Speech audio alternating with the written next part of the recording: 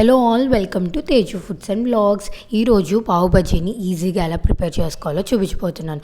ముందుగా 2 onions, 4 carrots, ఒక పెద్ద క్యాప్సికమ్, ఇంకా ఒక 5 టమాటాలను ఇలా చాపర్లో వేసుకొని చిన్న ముక్కలుగా కట్ చేసేసి ఒక ప్లేట్లోకి తీసుకోండి. నేను ఒక టీ గ్లాస్ అంతా బఠానీ తీసుకున్నాను. ఇప్పుడు స్టవ్ ఆన్ చేసి కడాయి పెట్టుకోండి. కడాయి హీట్ ఎక్కిన తర్వాత 1 స్పూన్ నెయ్యి, ఇంకా ఒక 2 స్పూన్స్ ఆయిల్ వేసుకొని బాగా హీట్ అయిన తర్వాత మనం ఆనియన్స్ని యాడ్ చేసి బాగా ఫ్రై చేసుకోవాలి. ఒక 2 మినిట్స్ బాగా ఫ్రై అయిన తర్వాత క్యారెట్ని కూడా యాడ్ చేయండి. ఇలా చాపర్లో మనం చాప్ చేయడం వల్ల ఈజీగా అయిపోతుంది వెజ్జెస్ కట్ చేయడం.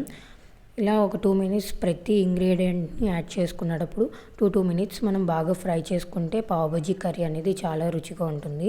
నేను ఇప్పుడు క్యాప్సికమ్, బఠానీ యాడ్ చేసి బాగా ఫ్రై చేస్తున్నాను.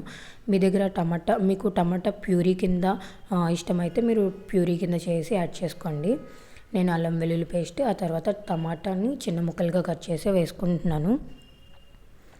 ఇలా ప్రతి ఇంగ్రీడియంట్ ఆయిల్లో బాగా ఫ్రై అవుతే పావు బజ్జీకి చాలా మంచి రుచి వస్తుంది.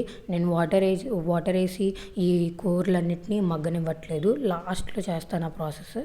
ఇలా పూర్తిగా ఒక్కొక్క ఐటెంని 2 మినిట్స్ అయితే బాగా ఫ్రై చేసుకోండి. ఇలా ఫ్రై అయిన తర్వాత ఇప్పుడు మనం స్పైసెస్ని యాడ్ చేద్దాం.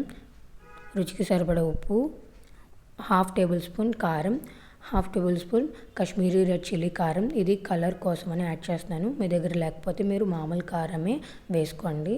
ఇప్పుడు ఈ స్పైసెస్ వేసిన తర్వాత బాగా కలిసేటట్టు కలుపుకోండి. ఒక 2 మినిట్స్ వరకు బాగా ఫ్రై చేయండి. ఇప్పుడు ఇందులోకి 1 టేబుల్ స్పూన్ ధనియాల పొడి, 1/2 టేబుల్ స్పూన్ జీలకర్ర పొడి, 1 టేబుల్ స్పూన్ పావ్ బజ్జీ మసాలా వేసుకొని బాగా కలుపుకోండి.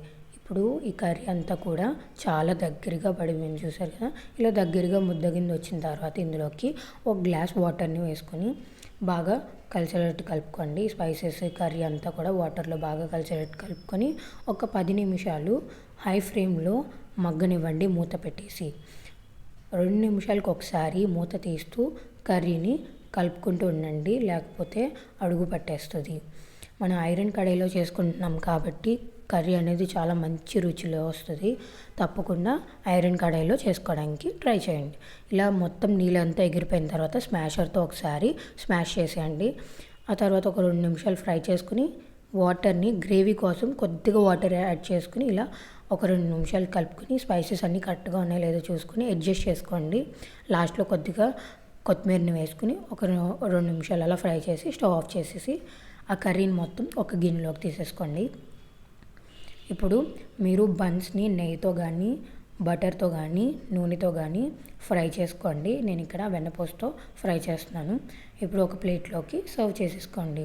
ఈ పావ్ బజ్జీ చాలా బాగుంటుంది. ఈ రెసిపీ కూడా చాలా ఈజీ. మీరు తప్పకుండా ఈ రెసిపీని ట్రై చేయండి. అండ్ ట్రై చేసి కమెంట్ సెక్షన్లో ఎలా వచ్చిందో అనేది మెన్షన్ చేయండి. And don't forget to subscribe my channel. Thanks for watching.